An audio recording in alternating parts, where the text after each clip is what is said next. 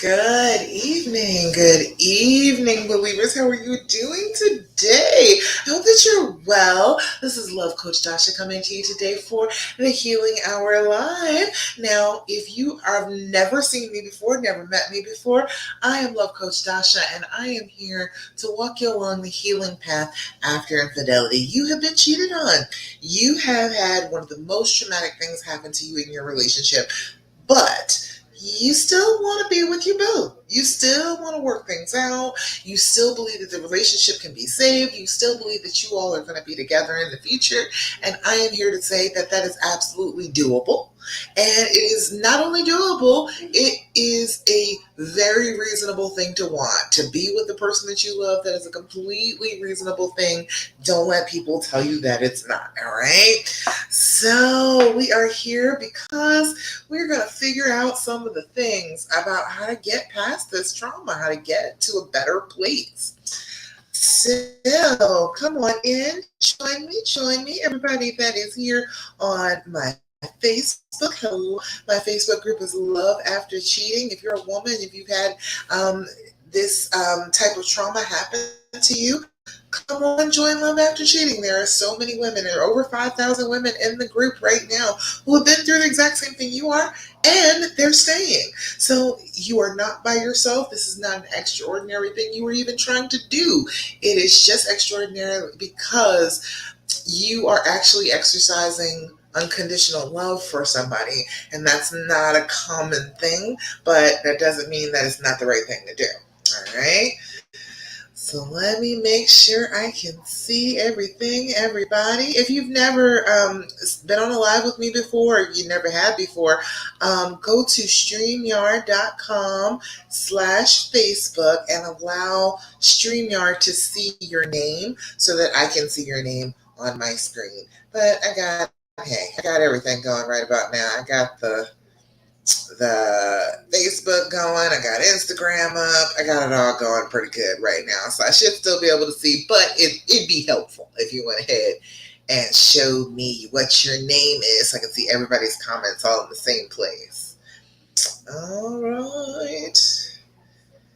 Expand that so I can see better. All right. So lovely, lovely. I see everybody rolling on in, rolling on in. Hello, ladies. How are you doing? I hope that everybody's feeling pretty good tonight. It's right before Christmas. Let me make sure that I wish you a Merry Christmas, Happy Hanukkah, Happy New Year. I'll see you again before New Year. But hi, I'm so glad that you are here with me. Hello. Oh, there we go. Oh, what on Ebony? Oh, hey, I can see it on YouTube too. I never knew that, Ebony. Thank you for telling me that. I knew it was streaming to YouTube, but I didn't know that I could actually see the comments. Hell, that's a wonderful thing. Look at that. You can see me everywhere. You can see me on my Love Coach Dasha YouTube page, my Love Coach Dasha Instagram, and my Love After Cheating group. Hey, Susie. Hey there. Glad you're here. Hello.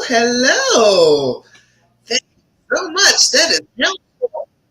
Oh, that sound is supposed to be off. All right. Fantastic.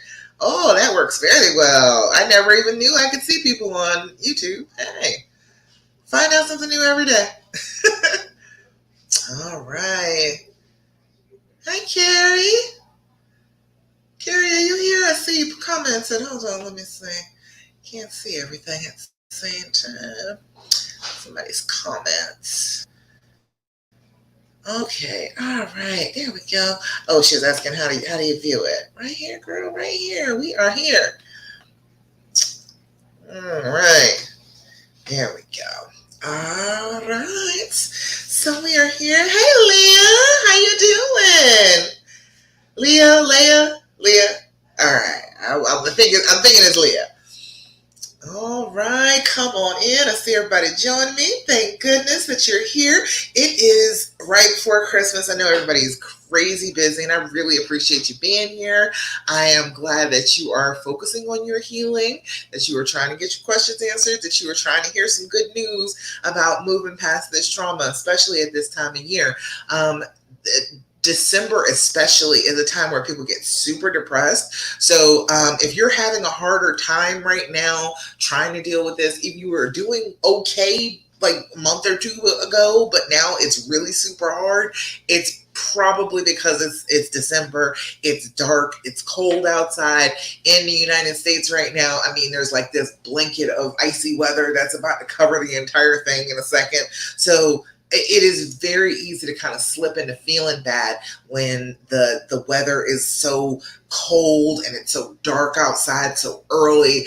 It will throw you off. So don't automatically believe that you're just suffering, you are having extra difficulty with the actual trauma. You may just be dealing with the fact that, seasonal affective type of thing. But I'm glad that you're here. Come on in. So we talk every week. Every week I am here with you, and I want to tell you about the things that you can do to get past this infidelity. I know every other thing, every other book, every other group, every other whatever is always telling you about the things that they're supposed to do to make you feel better, right? I didn't find that helpful. I just didn't. When I was going through this, it was like book after book after book after book after book. Like, okay, well, what he has to do to make you feel better is X, Y, and Z. And that seemed like it was like taking a lot of the control out of my hands in a situation I already didn't have a lot of control in the first place. And I'm pretty big on taking control of my own life. And so I was like, well, look, I want to do things that make me feel better. And what I came up with is the James formula. That is exactly what I did every day, trying to move forward. The things that didn't work, I did the opposite. All right. So like the D of the dreams formula, just as an example, is for the decision. I made the decision that I was going to work this out. I wanted this relationship. I wanted this person. I was going to heal. We were going to be together. We were going to be happy. That was my decision. And I think a lot of people leave that decision up to their mate. Well, if you really want to be with me, then you'll do these things and then I'll feel comfortable in making that decision for myself. I don't like that. I want you to be able to, within yourself, make up your own mind and decide that you can steer this exactly how you want it to go. You don't have to wait for the person who is making mistakes to know what the right direction is. That's crazy. That's silly. Why would we be expecting the person who was going in the wrong direction in the first place to know the right direction now, right? You know what the right direction is. You know what you want. And what you want is to be with the person that you love. So there's nothing wrong with that at all. You just got to go ahead and go through with it. It's a little bit of a scary thing to do, but it's really worth it in the end. If that's what you want, if he's who you want, go for it. Okay? I am telling you right now, it is 15 years later. I did this and it was the best thing that I could do. But it was all about what I wanted, not about what he was going to do to show me that it was okay for me to want it. You know what I'm saying? Does that make sense to you? I just want to touch on that first and foremost because it's always about what you can do. I want you to always be thinking about what you can do. What can you control? What can you change about your life? Because if you keep sitting around waiting for other people to change your life is never going to change. Or it's going to change in bad ways towards what other people want instead of towards what you want. All right? So every week, every single solitary week, I'm going to tell you some of the same things. I'm going to repeat them until everybody is doing them, okay? Until every time somebody new comes up and asks a question in the group, I want everybody in the group to be like, oh yeah, have you been doing your deep breathing? Have you been doing your journaling? Have you been having that gratefulness practice? Have you stopped asking all those damn questions that are making you sad? Okay, well, those are the things you start off with. That's what I'm going for. So until that day, until like everybody in the group redirects the new people towards those things, I will keep saying them every single solitary week until we know that, okay? So the first thing is doing your deep breathing. Have you done your deep breathing today? Have you sat down and taken a few seconds for yourself? It's a minute, maybe, tops, to sit there and do your deep breathing 5 times in a row? Have we done that today? Let me know. Have you done your deep breathing today? And if you have not, you're in for a treat because we're getting ready to do some right now. But let me know. Have you done your deep breathing today? Does it help? Do you like doing your deep breathing? Come on and let me know. Carrie, did you find us? I think you might have found us. I'm glad you're here. Alrighty, so we're going to do our deep breathing. And what we do for deep breathing is we blow out first. We're going to deflate our lungs. When we are anxious, when we are stressed, we sip the air and we never fully blow out. If you are stressed and you cannot remember this breathing technique, do just that, okay? If you can't think of anything else, just blow out all that excess carbon dioxide. That in and of itself is going to help you, okay? It's going to start to get you back into balance, because what happens is you keep on sipping in oxygen but never fully letting out carbon dioxide, and your brain has a trigger that says, oh, if there's an excess carbon dioxide, something must be wrong, and then it will keep you freaking out because you have not let that breath out, okay? That makes sense? It's just a triggering mechanism in your brain. But if you go ahead and let that breath out, your brain is like, oh, we must be okay. We must be safe. Things must be all right. She's not holding her breath anymore. There's not a buildup of carbon dioxide. She's not dying. Great. So that helps in and of itself. But we're going to do our deep breathing, which is blow out first, make the noise. You're going to inhale for a count of 4, mostly through your nose if you can. If you got allergies, I understand. Hold that breath for a count of 7. Then we're going to blow out like we're blowing out an entire cake full of birthday candles. One breath, count of 8, okay? 4, 7, 8 is what we're doing. So be with me. Everybody that's with me now, give me some hearts, give me some likes, give me some love. Let me know that you're here with me and you're ready to do your deep breathing. Give me some emojis over here so I can know that you are here with me, ready to do your deep breathing. Because we are about to go. We're going to do it 3 times in a row. Most of the time, I would say 5 times in a row, 5 times a day. So first wake up, about to go to bed, and like 3 other times during the day, intentionally setting aside that time to go do your deep breathing, to be with yourself, to concentrate on your breath, to get yourself balanced back out.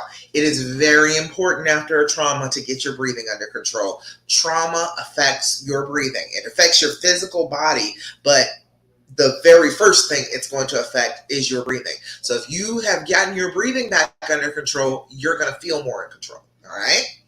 All right, so we're going to do our deep breathing together 3 times. I'll count you off. First thing you're going to do is blow out. Inhale through your nose, 2, 3, 4. Hold it, 2, 3, 4, 5, 6, 7. Blow out, 2, 3, 4, 5, 6, 7, 8. Again, inhale, 2, 3, 4.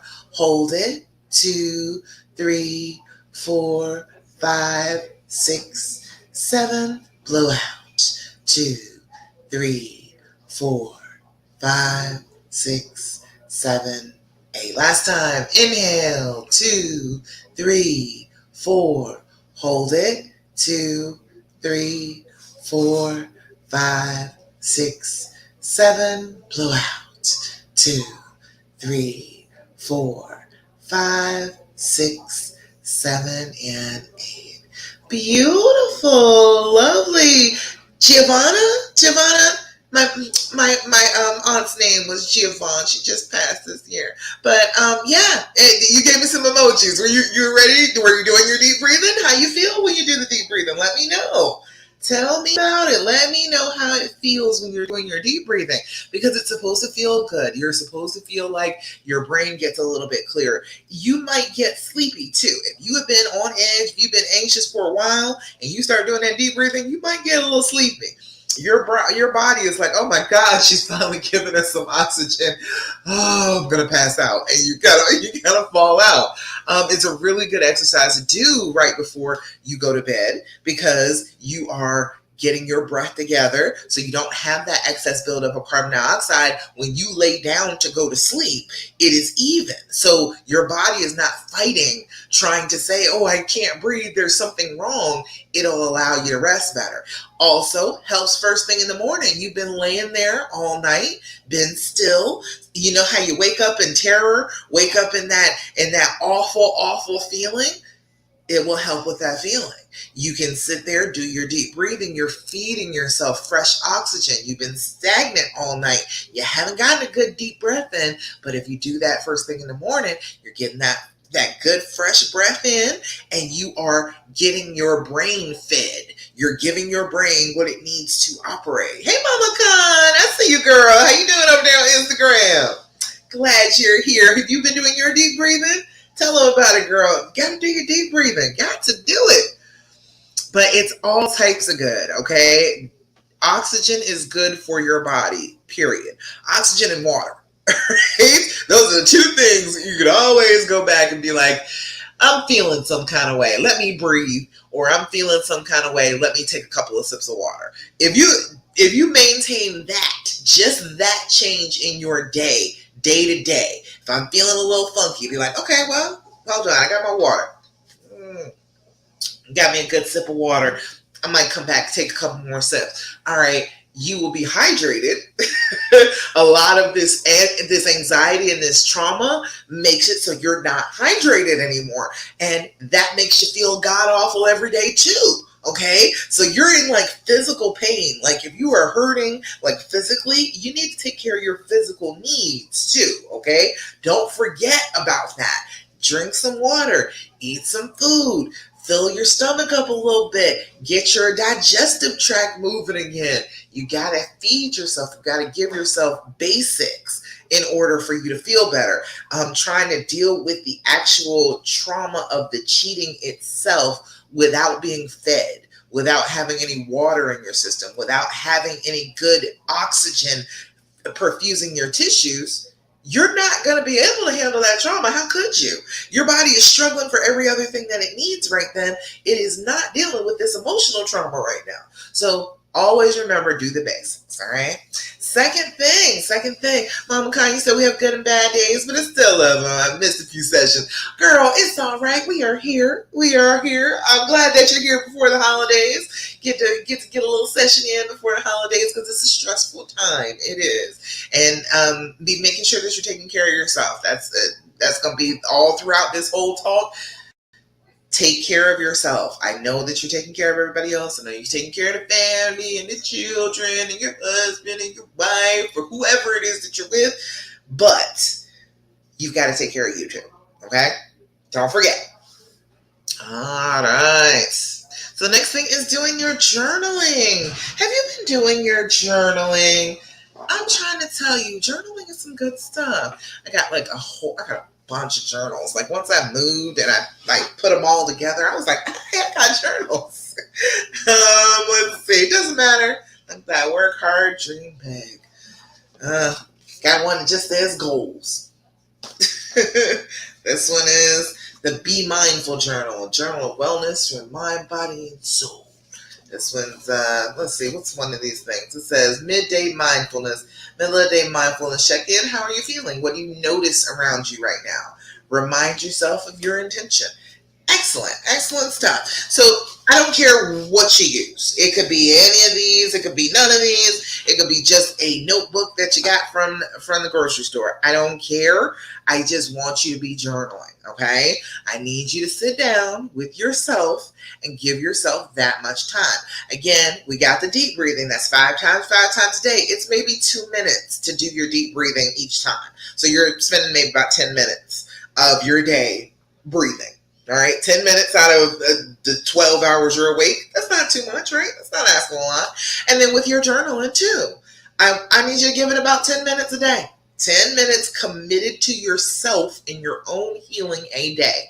You are not going to get them to fix you and get you healed if you're not actively doing the things that will help you heal. It's not going to happen. You're just going to be miserable. So twice a day. First thing in the morning when you wake up, when you're getting ready to start your day, sit down and jot down some thoughts. 5 minutes. Don't fill up an entire page. Just write down what's on your mind, what your goals are, what your intention is for today, how you're going to handle a trigger if you have a particular trigger comes up, whatever. 5 minutes of writing. And then before you go to bed at night, that's a really good way to keep away the nightmares. To sit down with your book, sit down with your journal, take that, connect it to your brain, and write down fears, anxieties, things that upset you, things that are stressing you. Write them down, put them out of your brain and onto paper, and then they're not in your brain when you go to sleep. All right? We gotta be working on that. We got to do that. All right. So a couple things you need to know about journaling. Make sure nobody else is over here. A couple things you need to know about journaling. Number one, you need to write your date and your time. You need to make sure that you're writing that every single time you do your journal. Your date and your time are going to give you time references so that you will know, I get triggered on this day of the week. I get triggered in this month. I get triggered on this date of the month. You will know those things, and you will also be able to match that up with your cycle as well, because you're going to flip the hell out when you're PMSing. Your chances are, okay? It takes us all a good little bit of time to be able to keep that under control, especially under trauma. So you'll be able to sync those things up, and you'll be able to see, oh, I had PMS. I was flipping out on him, and that wasn't even his fault. That was just a little PMS, and I was mad. Okay, all right, I'll know that for next month. I won't have to flip out on him because I will know that it's coming. I gave myself some warning. That type of thing. And you'll know when it is that you're going to have these hard times, so you can actually do something about it before it happens instead of trying to squash it after it is already there and rolling and making you feel awful. All right? So it's a lot better to go ahead and start before you're triggered than to actually be triggered and try and fix it afterwards. All right, that makes sense? Hopefully that makes sense to you. But you're going to do that, and then you're also going to put in your level of anxiety. Level of anxiety is 0 to 10. 0 is no anxiety whatsoever. You are having a wonderful day. All is right with the world. Then there is a 10. 10 is, I want to rip my hair out, tear my clothes off, run screaming down the street naked because I am so upset. I am so anxious. I am losing control of myself. That is a 10. A 10 is a loss of control. If you are not at a loss of control, you're probably not at a 10. You write down 9 instead of 10, because 9.5 even, but you're not at a 10 if you are not completely out of control of yourself, not able to get yourself back under control. All right? And we've all experienced in that, right? I know I have. I will confess that I have had some times where I was downright out the fucking door, out of control. All right? I have had that happen. I totally understand it. But unless it's that, it's not a 10. Now you've got some fences around those feelings. Now it can only get so big. It can only get as big as a 10 and me losing control of myself. That's as bad as the pain can be. That's as bad as the anxiety can be. It will never be worse than that. And that is a way of managing it, making it a manageable piece that you can always know, okay, it can't get any bigger than this. You are going to write that in the beginning of your journal entry, and then at the end when you get finished writing, because you'll be surprised, you could start off at a 7 when you first start writing, and then all of a sudden, hell, I wrote this down and now I'm at a 5. It will drastically decrease your anxiety level, your stress level in the moment. So if you're doing that and you're keeping track of it, you will be giving yourself enough feedback to tell yourself, oh, this is a thing that works. I should do this again. And then you can do it over and over again and you'll feel better and better. All right? All right. Any questions, comments, thoughts about that? So far, so good. Glad everybody's sticking with me. Give me some likes. Let me know that you're still here. Still hearing me? I'm not boring you yet, am I? The next thing I want to talk about is being grateful. And every week here in the Love After Cheating group, I put up a post for Thirsty Thursday. I want to hear about the good stuff happening in your life, okay? I know that the trauma will tell you that nothing good ever happens to you. You are just having a devastating life. It is all misery and sadness for you. I do know that your brain is telling you that, and I also know that your brain is lying to you about that. There are things, great things, all around you. If you just reach out a little bit, just this much outside of yourself, and try and like look around your space and be grateful for the things in your space, you will find plenty to be grateful for. Okay. I am very grateful in this moment. I have a little easel set up on my desk. I want to paint something. I got my little easel set up. It is ready for me whenever I'm ready to go ahead and paint. Got my little plastic down. I am ready to do that whenever I feel like it. It makes me happy. I am prepared. It is something simple that I can do for myself and care for myself and treat myself good. Why not? Why not be grateful for those little things as much as you possibly can? All right. So I don't have anything for Thirsty Thursday. Nobody posted, because you know I will shout you out on Thirsty Thursday. I will post right here and tell everybody how wonderful you are doing.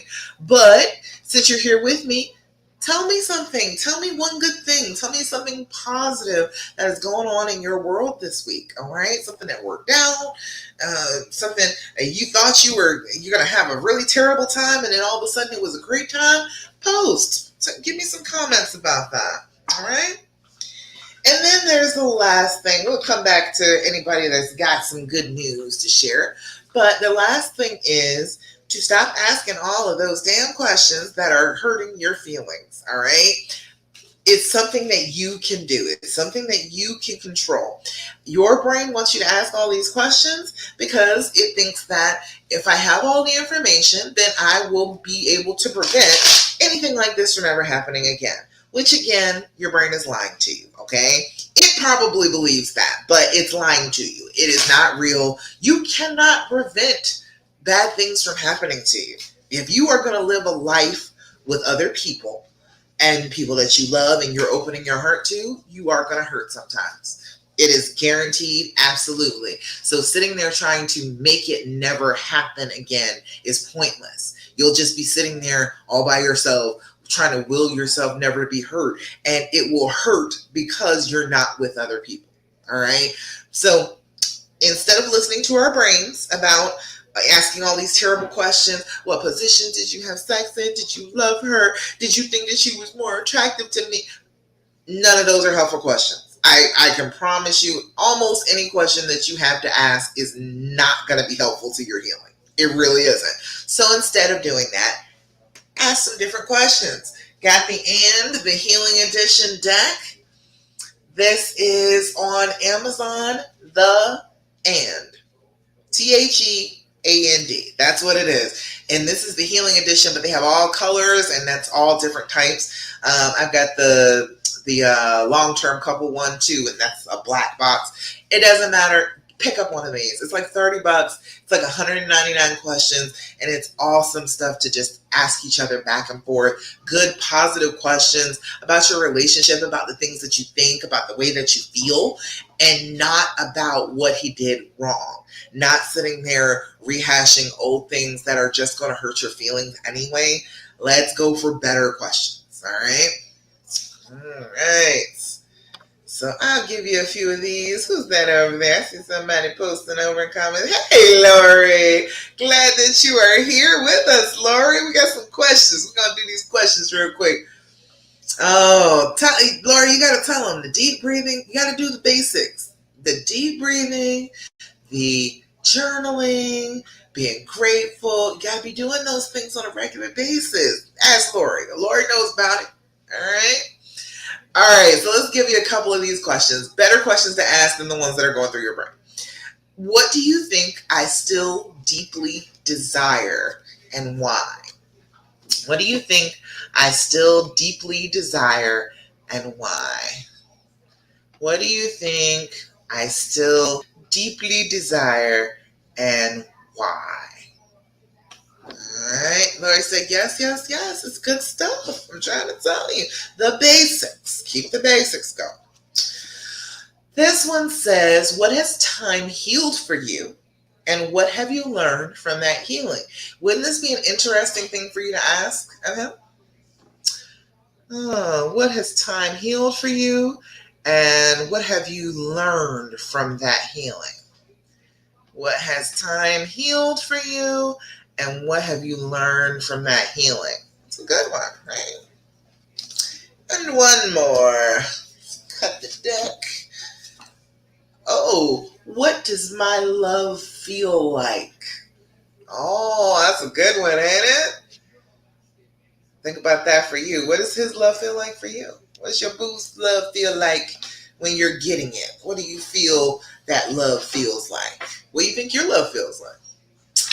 It's a good question to ask. So excellent stuff. Way better than the questions that are in your brain. And chances are, you have asked that question before. If you keep asking the same question over and over and over again, he is going to give you a different answer, and then you're going to be mad about that because why did you tell me something different this time? It is because you asked the same question again and you didn't like that answer the first time. That's why. It's nothing more than that. It is not trying to lie to you. It is trying to come up with an answer that will stop you from asking that question again. All right. So if that is happening, if you keep asking questions and they keep coming up with different answers, stop asking those same questions over and over again. Journal. Take your journal, have a list. Start it like in the back of the book and just write down all the questions. All right. Like in the back of it, you start your journaling from the front, but way back here in the back, all right, like last couple of pages or the back cover of the book, write your questions, okay? Because you're going to ask the same questions over and over again. I know you think that your memory is great and it's super sharp right now. It is not. I promise you, your memory sucks right now. And you will be asking the same question over and over and over again, and he'll keep trying to give you an answer that you want instead of the correct answer, the true answer, and you'll be mad because you got so many different answers. That makes sense? Hopefully that makes sense. We don't want to keep asking the same questions over and over again. All right, so that is the basics right there. I got questions, but anybody that's here with me, let me know if you want to ask me any questions. Definitely go ahead and post those, put those in the comments. And if you are, if you have anything for Thirsty Thursday, if you have anything that is good going on in your life right now and you want to share, please share. I want to hear the good stuff. Misery loves company. And you will continue to talk about negative stuff and you will attract people who are feeling negative too. But when you talk about good things, you attract people who are feeling good and want to see good things and want to experience good things. And being around those people helps you to be more positive. So it's always good to be grateful, but share what your good stuff is. The same enthusiasm you share this negative stuff. All right. All righty. Let's see. So ask me questions. Pop on up here. Ask me questions. All right. Okay. Let's see. We got questions from a few people up here. Let's start with Donna. All right. Donna. You know what? Let me start with Angela because this is something I actually haven't answered before. And I think it's an interesting topic. All right, let me ask you. Let me tell you this question. So someone is asking about postnuptials after infidelity. What's your take on that? And that's a really good question. I like that question. I see people do postnups. I do see that. And I get it. All right. I understand that you can do a postnup for just about anything. All right. You can do a post-nup because the situation changed. You can do a post-nup because they cheated. You can do a post-nup because you had kids. There's all sorts of reasons why you could have a post-nup. But the thing is, to me, having the post-nup in place is saying that I need guarantees. I need legal guarantees because I don't trust you. I don't trust you. I want our relationship to continue, but I'm not going to trust you. And if you mess up again, I want to have the power to hurt you financially, emotionally, whatever it is. I want whatever is written into the prosup. I want to have that ability to be able to hurt you back. And I get that too. I get that. I understand the the inclination to want to protect yourself in that way. But my thing is this: when you're doing things to protect yourself in a relationship, you are not doing the loving things in the relationship. Does that make sense? If you are intentionally, you are just making this thing out to be an advantage for you. If this ever happens again, if bad things happen, if they mess up, you have the power to be able to hurt them. And I guess the same amount you feel like they hurt you, but okay, you do that, and then what if it happens again? What if it happens again? And you don't want to leave because you didn't want to leave this time. So, what if you still want to be there? Now you got all this legal stuff in place because if you did this, I can do this. And now it's again uneven because it was like a boundary that you weren't necessarily ready to cross. You weren't ready to actually have that boundary in place. Like, oh, if you do this, then I'm going to take everything. I'm going to take the kids. I'm going to leave you. I'm going to kick you to the curb. You can say all of that stuff in the postnup. You can include financial clauses. You're going to pay me such and such amount. But I don't see how that really makes the relationship work. And then there is the idea that you are getting these guarantees through a legal contract because you don't trust your mate, but you want the relationship to heal and be trusting again. If that is the case, then there has to be like a limit on how long this postnup is going to be in place, because we are supposed to be working on the relationship and getting to the place where I can just trust you. In our original contract was for you not to cheat too. I'm going to trust you in our original contract because we have spent this time, we have worked on things, we have gotten to a better place together. So I feel like there should be at some point a cutoff. It should be like at some point, if you are going to have this postnup in place, you're going to have to be like, okay, we're going to meet these 3 milestones, these 3 criteria, or no longer than like 5 years. I really don't think it should be any longer than that. And then, okay, if we're not better by then, we're probably not going to get better. We're not doing any of the things to get better if we're not better by then. So we can either work on it and actually do something about it, or we can just leave each other alone.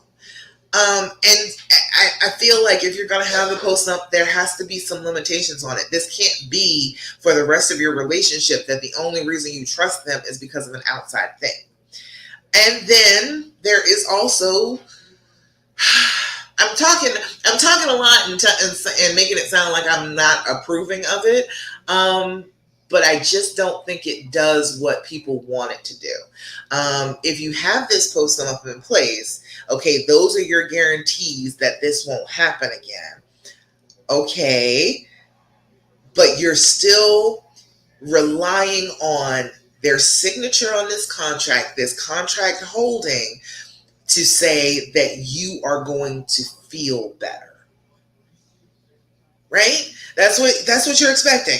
I will be able to trust. I'll be able to work on things. I'll be able to relax. I'll be able to go ahead and do these things because we have this piece of paper in effect. And I don't think that works. I don't think that works. Relying on something outside of yourself to be able to feel better is backwards. You can just feel better. You don't have to have guarantees. You don't have to have contracts. You don't have to have them in therapy. You can feel better all on your own. Nothing even has to have changed yet, and you can feel better, and you feeling better will lead to better outcomes in your relationship.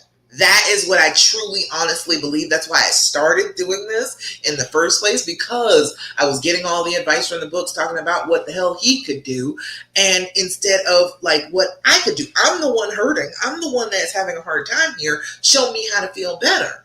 And that is the way to feel better. You decide to feel better. That's why it's the first step of the dream formula. It's making your own decisions about your own life. You can feel better just because you choose to. So all that said, I understand if you really want to have a postnup, if that makes you feel a little bit more comfortable and cozy at night, but there are also problems with you moving on and really feeling like you are trusting and you can get past this if that remains in place for years and years to come. All right. Does that make sense? Let me know if I'm talking crazy, because I know a ton of people would want the post numps, and they're like, "Oh, this is how I'm going to guarantee that this will never happen again." But that's not guaranteed.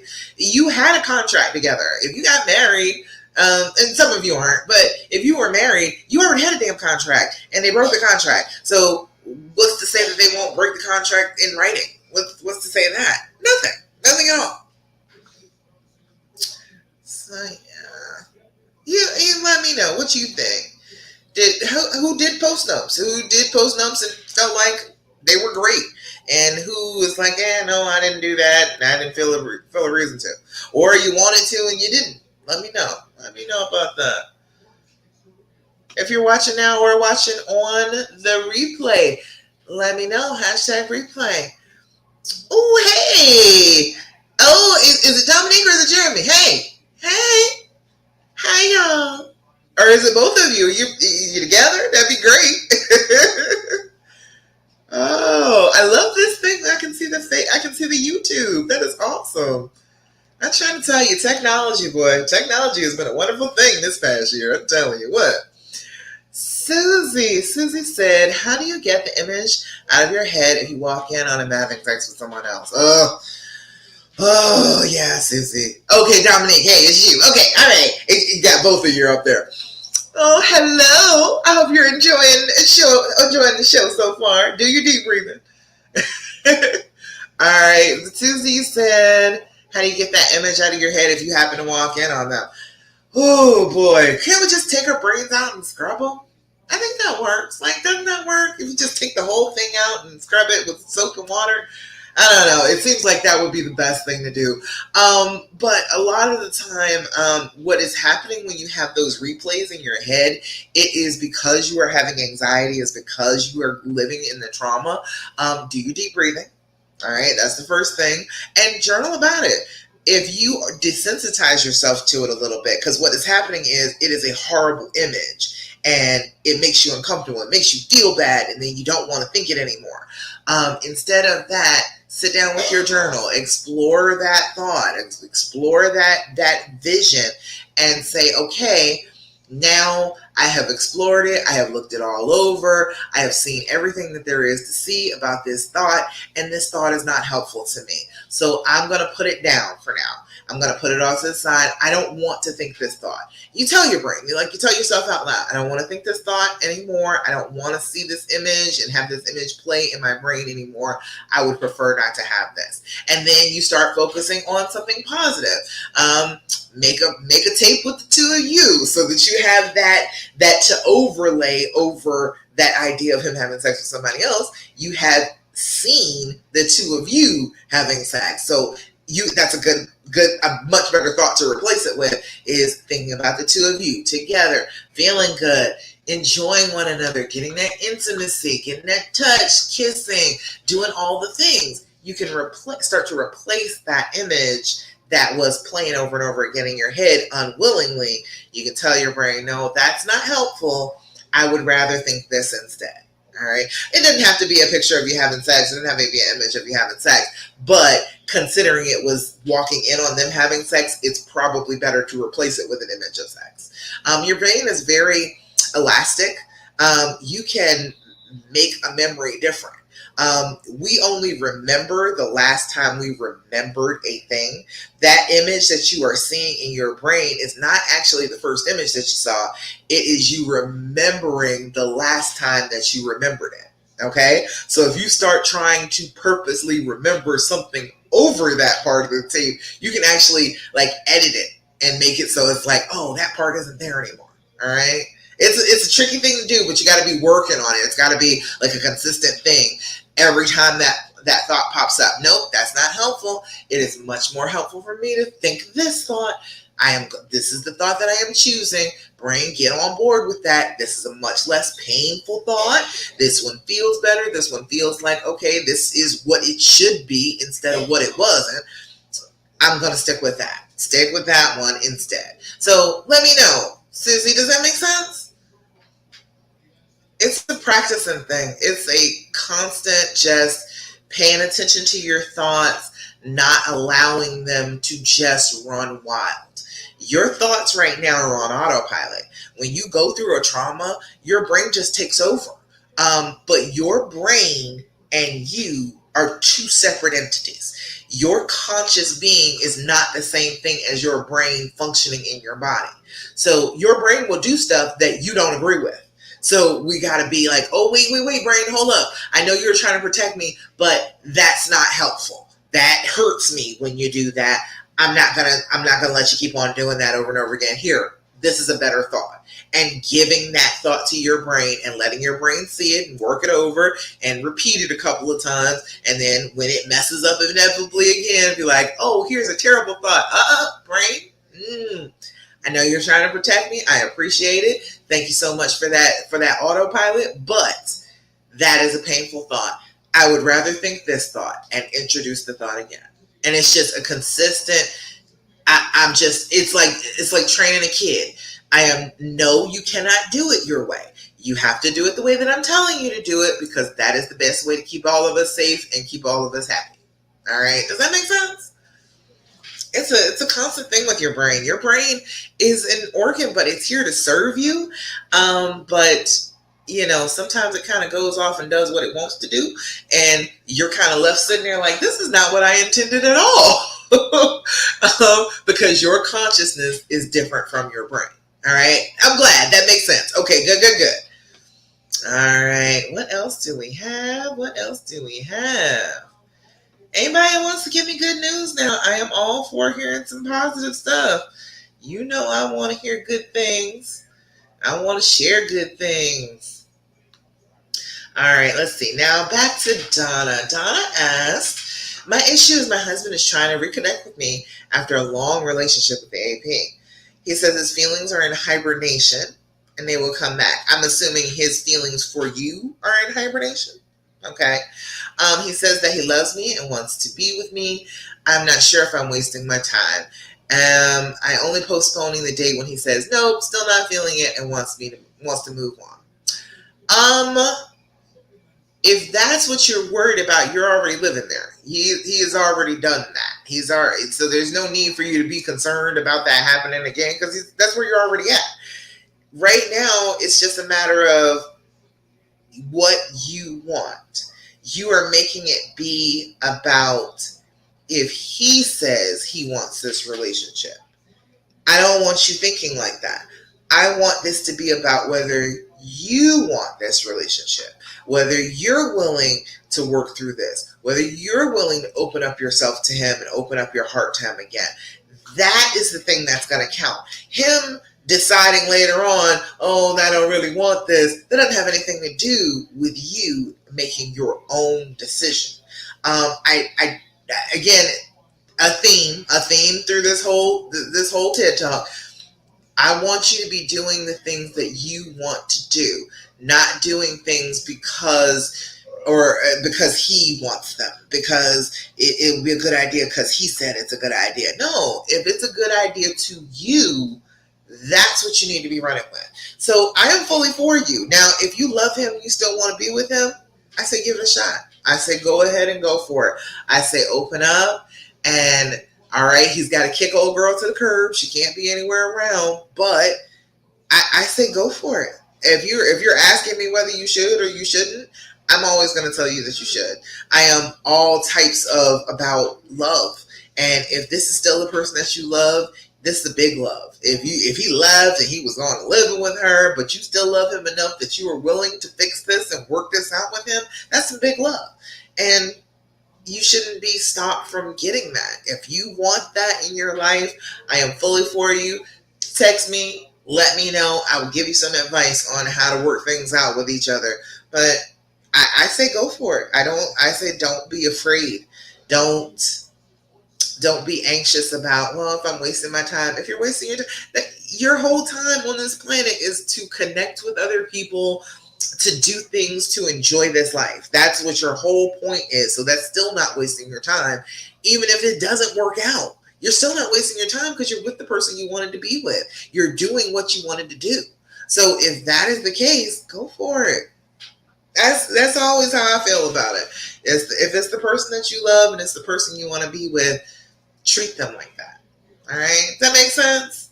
Everybody who's watching, I don't know if Donna's here, but everybody who's watching, does that make sense? I hope that speaks to you too, because I want that for you too. I want you to go ahead and be with your person. If this is your person, damn all of what people say. All of it. It does not matter. If this is your person, if this is the right person for you, only you know that. They wouldn't know. The people, when I was going through this 15 years ago, they didn't know that he was my person. They didn't know that we were going to be married longer than any other couple we know. They didn't know that. They just were like, oh, he hurt you, he cheated on you, kick him to the curb. They didn't know what the actual relationship was. They didn't know that it was really real. It's just the fact that he did some stupid things. All right. And we all do stupid things. So, don't listen to a whole bunch of negativity. If you want him back, take him back. He's yours. He belongs to you. All right. So you said he's still your husband. You didn't say your ex-husband. You didn't say my ex. You didn't say my soon-to-be ex. You said my husband. So if that's how you think of him, it's okay. It's all right for you to feel like that. All right. Right.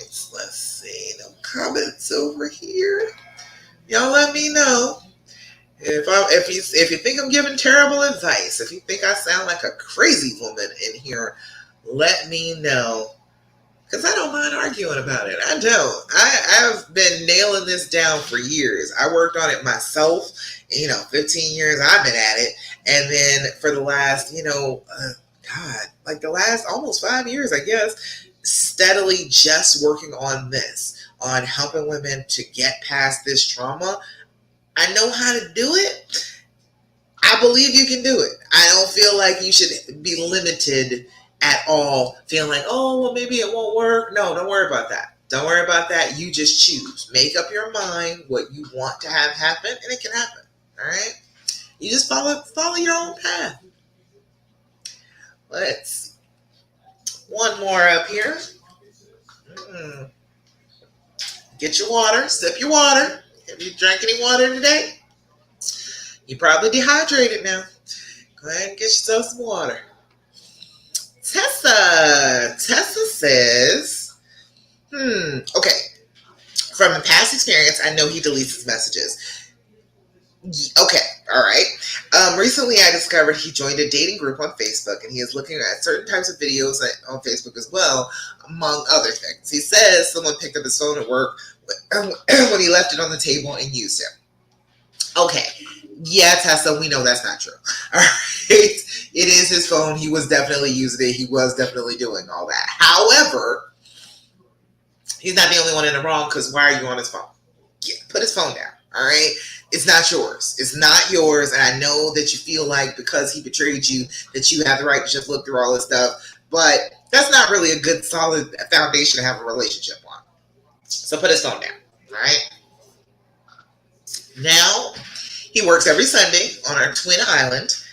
Okay, an island close by. Said overtime and literally every day of the week. Since this change, he automatically raises his voice in anger in his home. And home is more toxic than before. They try to make you think the suspicions are false. Today he left home at 7:20 a.m. and returned home at 8:36 p.m. Never messaging or calling me to say he would be late. All right. I got a couple questions from that, Tessa. Got dry. All right. Got a little dry in here. Okay. My questions are, Tessa, when he's home and he's raising his voice in anger, what's happening right before that? Are you sitting there trying to talk to him about what's in his phone? Are you trying to make him tell you what he's doing, make him feel bad for what's going on? Because usually that's how that goes. Now, I might be wrong. He might just be yelling for just absolutely no reason whatsoever. He's just mad all the time. That's altogether possible too, but that's a sign of a psychiatric condition that he probably should get some treatment for. But if he is responding with anger because you are upset and you are continuously responding with anger, that's how that's happening. All right. Um, they try to make you think your suspicions are false.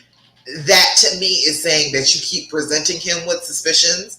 Um, you're going somewhere else. Why are you at work so long? Why are you on this phone with this person? Why are you looking at these videos? You're kind of being his mom. You're over here voicing those suspicions is saying, I don't trust you and I'm going to be monitoring your every move. And nobody likes that. That's not a healthy relationship. That's not a healthy thing for you to be doing.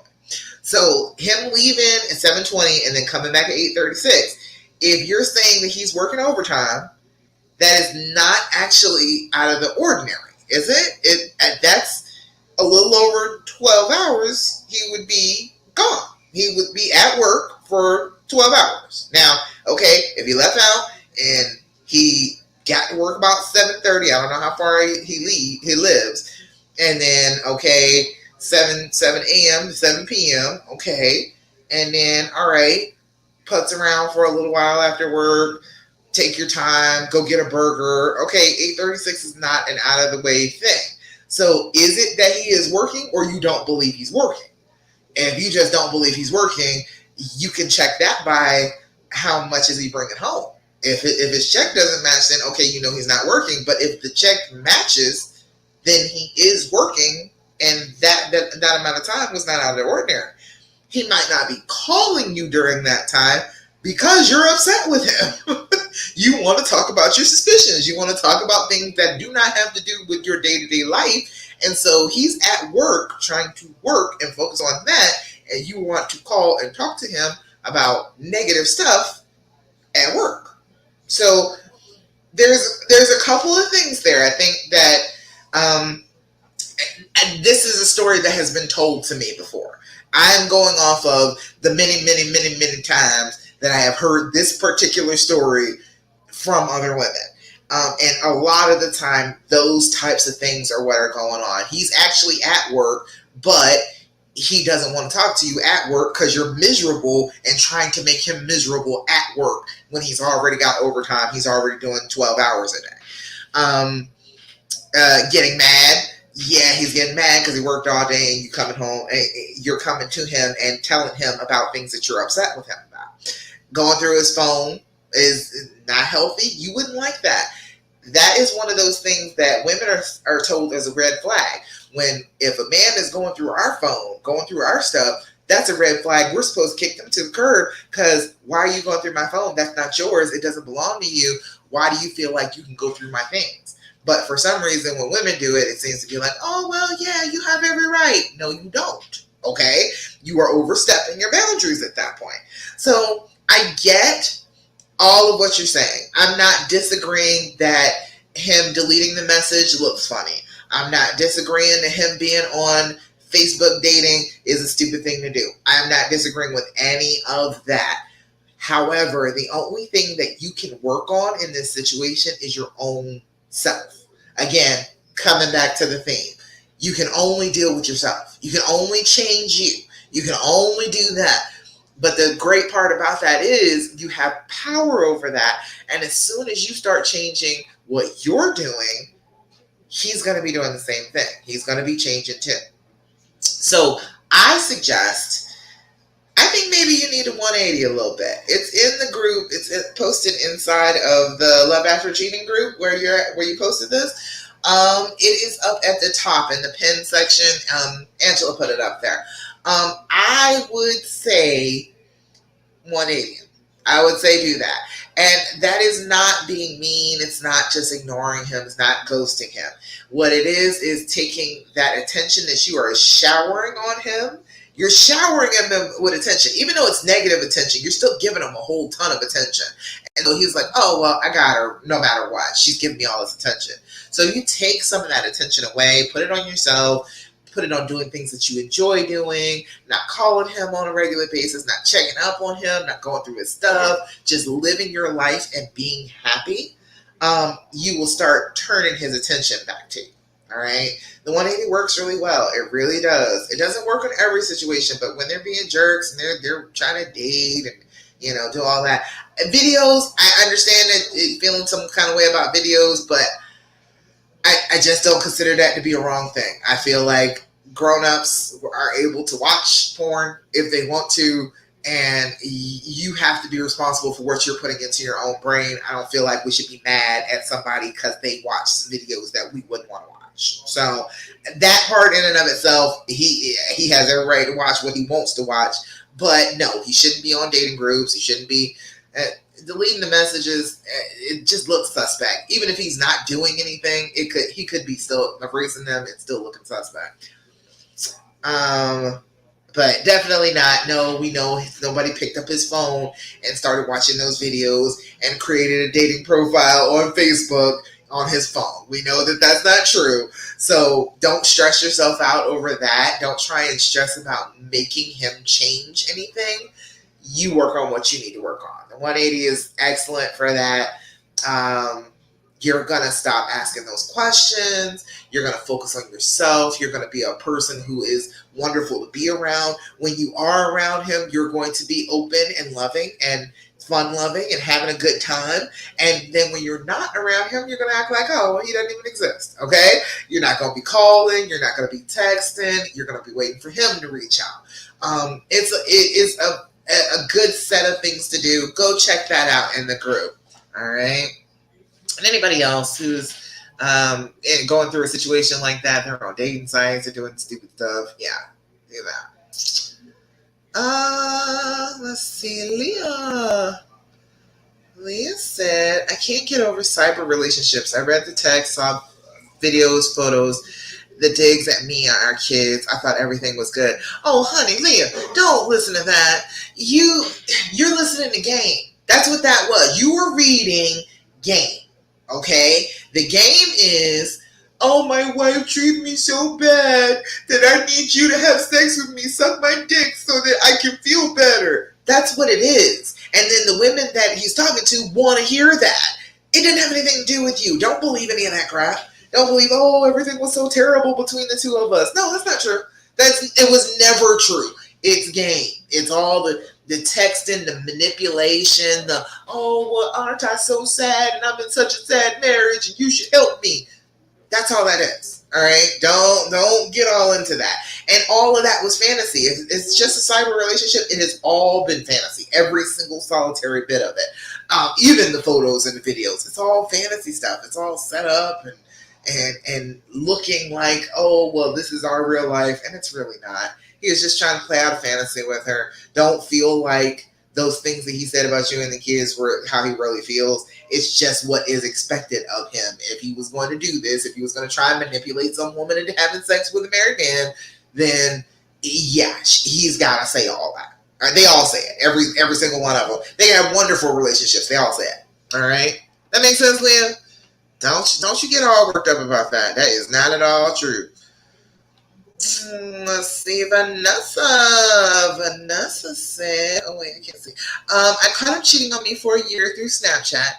I never looked through his phone. It was probably about 4 years since I looked through it because I trusted him. And when I finally did 3 months ago, I found all this out.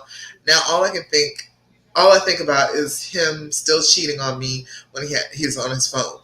And it gives me anxiety attacks. How can I stop this? I just want peace of mind, and it's the opposite. I don't want to be looking through his phone. I'm not that type, and I haven't ever since this happened.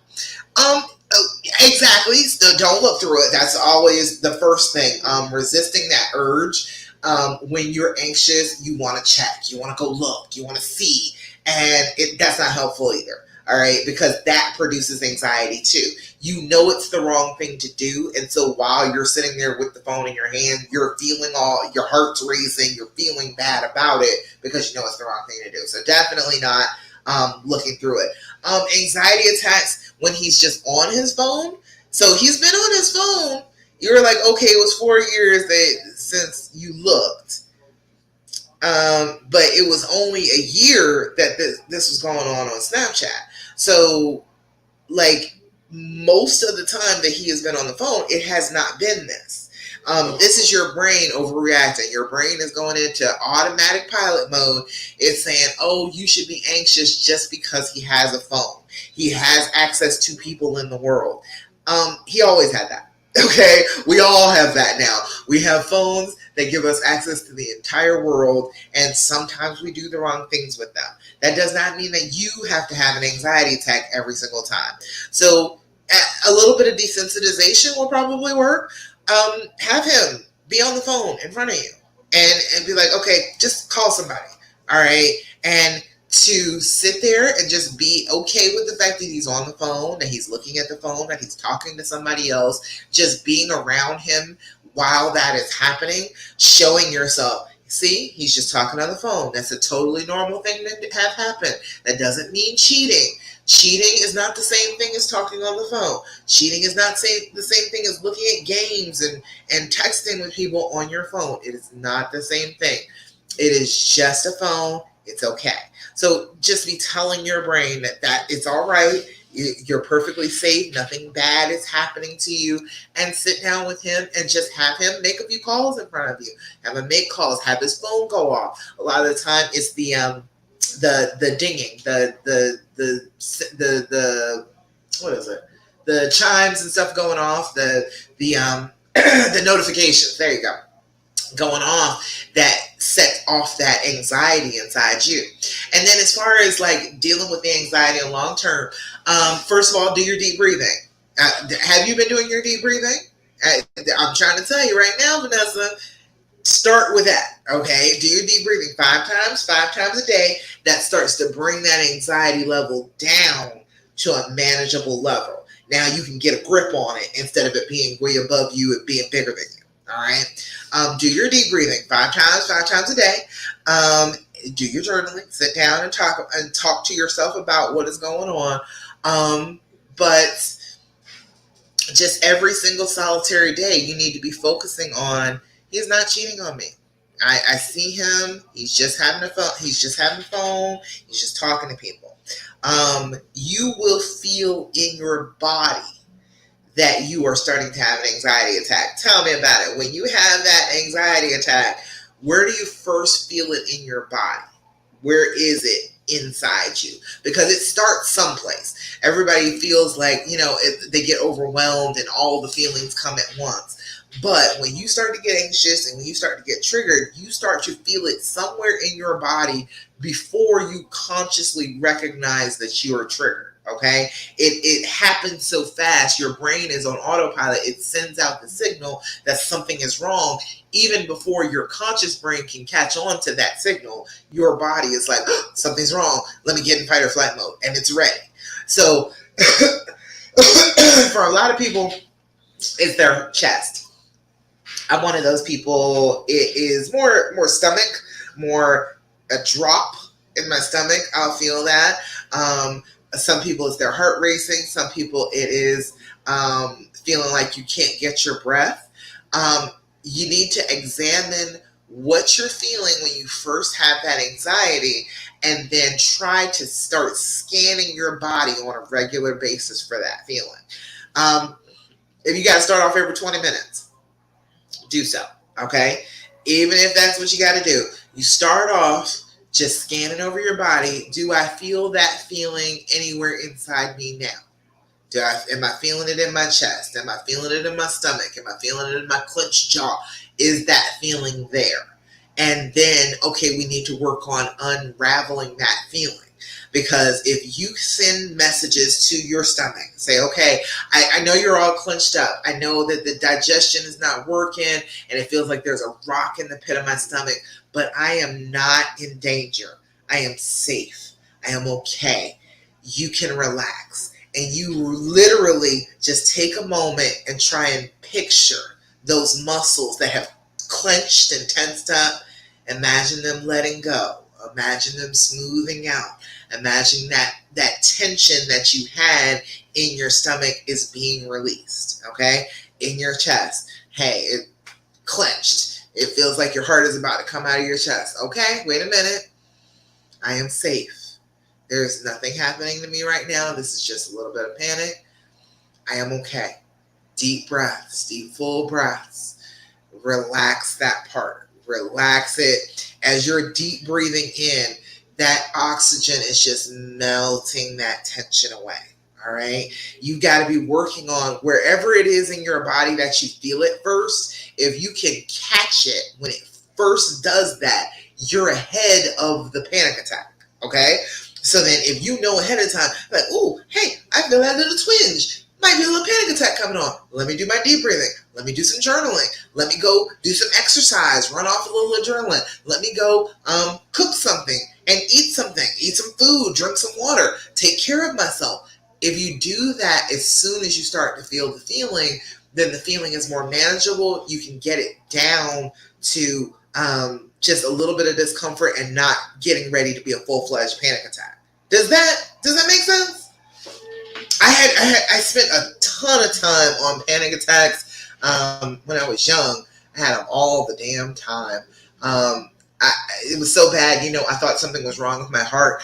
And I kept telling my mother, I was like, there's something wrong, my heart, my chest, something is happening. She took me to doctors. They set me up and had the heart monitor, the Holter thing on, the thing that I had to wear all weekend, and it was monitoring my heart. I couldn't even take the little electrodes off, had the whole 9 yards. They said that I had a murmur. And they were like, it's a little bit of a murmur, but it shouldn't be causing you discomfort. Come to find out it was panic attacks. The whole damn time. That's exactly what it was. I told my mother probably about 5 years ago now. She said, is that what that was? She said, I was worried about you. I said, I know you were. You took me to the doctor. You tried very hard to get it straight. But yeah, it was just panic attacks. It was anxiety attacks. I didn't know it at the time. And then a little bit later on, I was on my own, living on my own. And I finally recognized that that's what it was. I became a nurse, so I finally figured out that's what it was. Oh, so yeah, Vanessa, you let me know. Does that make sense? Tell me. Cyber relationships, it's hard with that because, on the phone, on Snapchat, on Facebook, and all that, it's still just words on a screen. You actually haven't physically done anything, but I know that all of those thoughts and saying the things and, you know, um, behaving like would physically betray your mate is just as bad as actually doing it.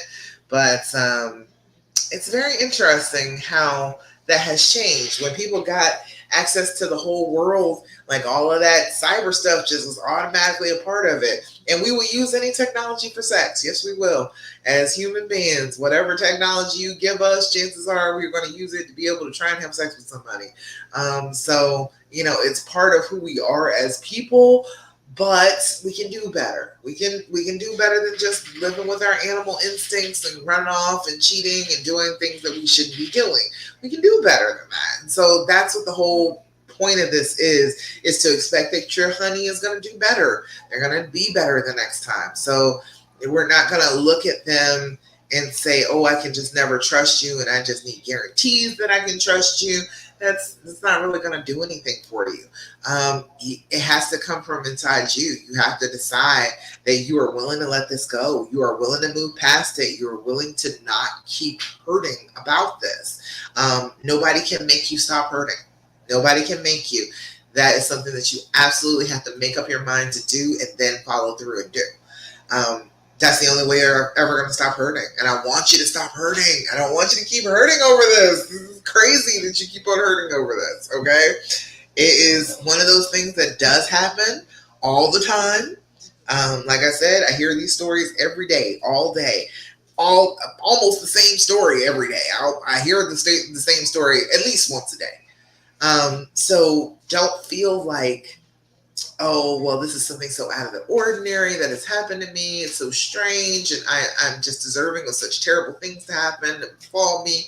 You're not. You're just like almost every other woman on this planet who has been cheated on, okay? That has happened. It does not mean that anything bad is going on with you. It doesn't mean that there's anything bad about the relationship. It just means they made a selfish-ass choice. That's what that means. And we all do that sometimes. So, it's good to decide that you are willing to forgive for that, because you're going to need forgiveness for that eventually. You're going to need forgiveness for doing something selfish and doing something stupid eventually. I know you don't think you are. I know you don't.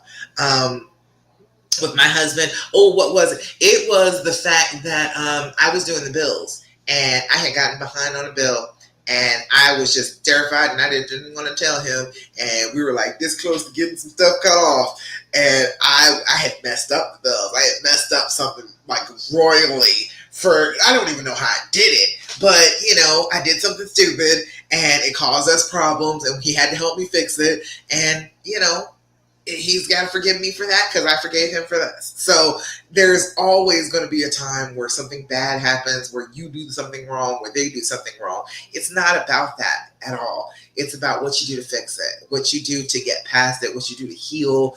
And if you're willing to do that with your partner, and I think you got the person that you want to heal with, so do it. Go for it. All right. Let's see. Any other questions? Let's see. Vanessa, you said it does make sense, and I will definitely do the breathing. Good, good, good. Yes, yes. It's so funny how anxiety works. Anxiety. I was a nurse for a long time, and I worked in a psychiatric facility for like 6 years. And I spent like every time I did my group, I did group with the people, and I would always teach them about the basics, about drinking water, about getting some exercise, about eating good food. I would always be telling them about that, but I also be telling them about that anxiety, boy. That anxiety, it will tear you up. And it is just your brain picking on you. That's all it is. It's not even real. It's not even anything really happening to you. It is your brain saying to you that you are under attack and reacting like you are under attack, and there is nothing happening.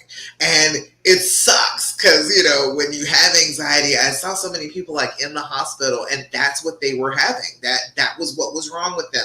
Their hearts felt like they were pounding down their chest. They knew something was wrong with them, and come to find out it was just an anxiety attack. It makes you feel like you're going to freaking die. It really does, because of all the physical changes that happen when you're having a panic attack. When you're having a panic attack, your heart has to pump extra hard because your blood flow is not going in its regular circuit around your body.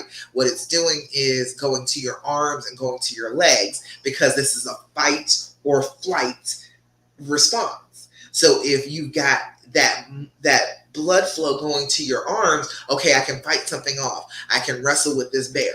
And then if that blood flow is going to your legs, I have this available. I can run away real fast if I need to.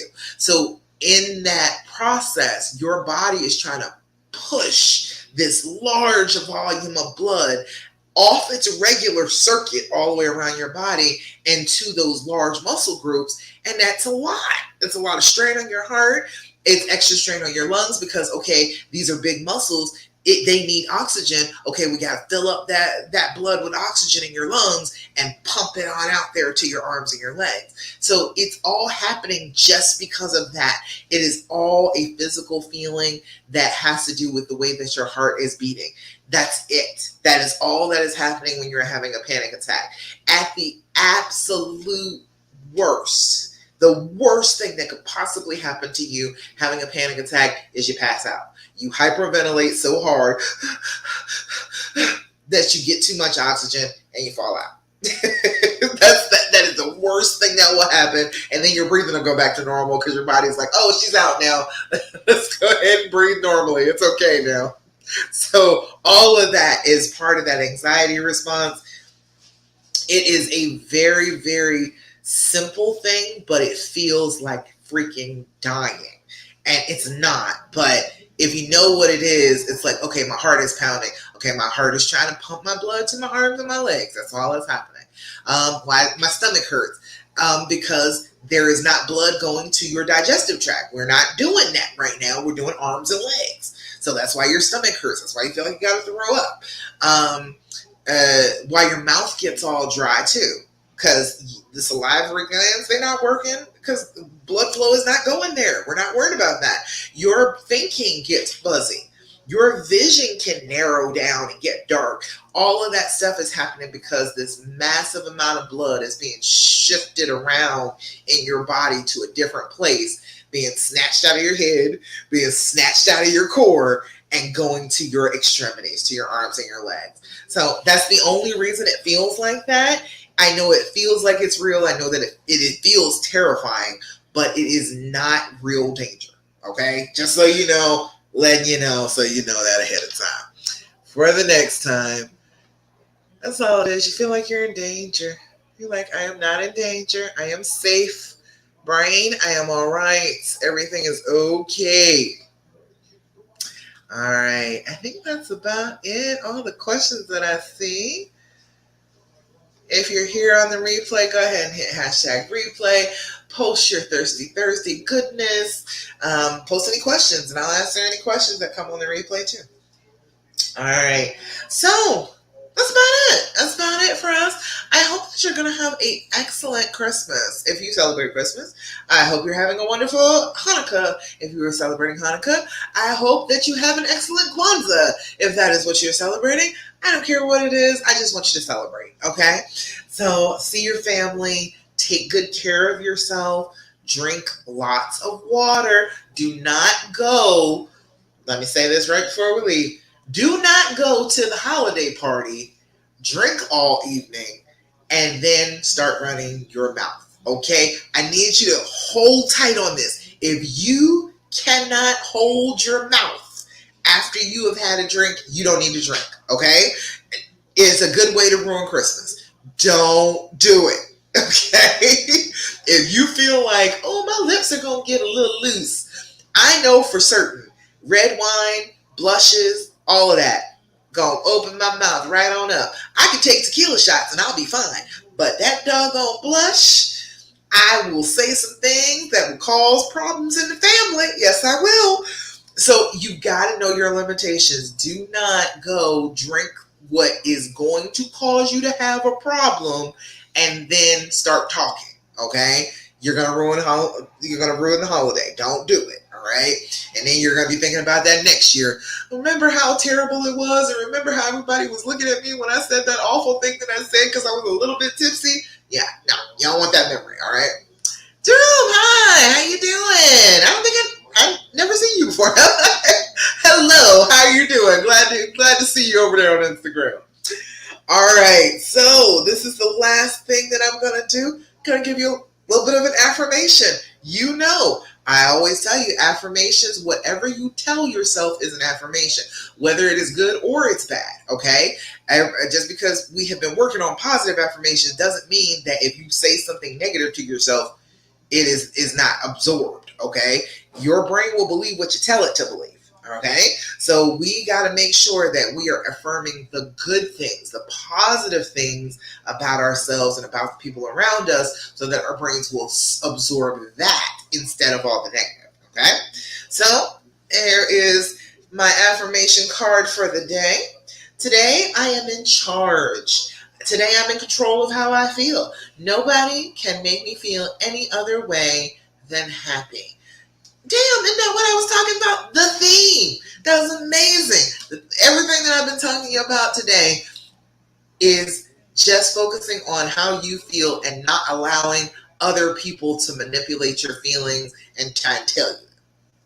Excellent, excellent. So I am fully for that. Nobody can make me feel any other way than happy.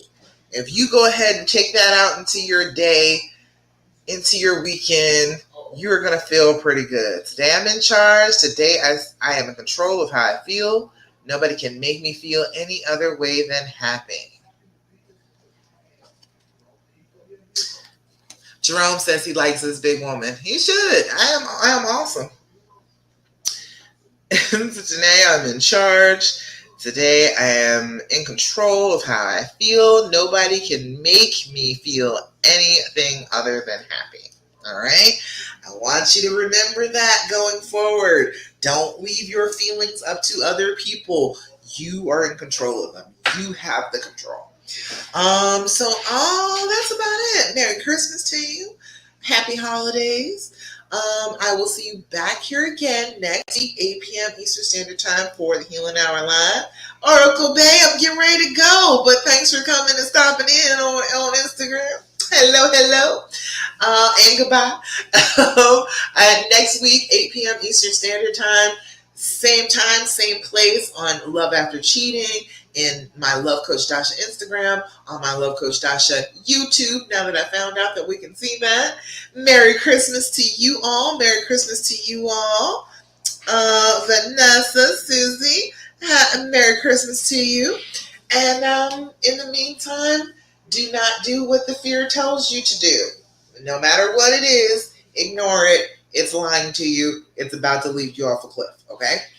All right. That's all. That's all I got for today. Thanks so much. And I will check you out again next week. Bye.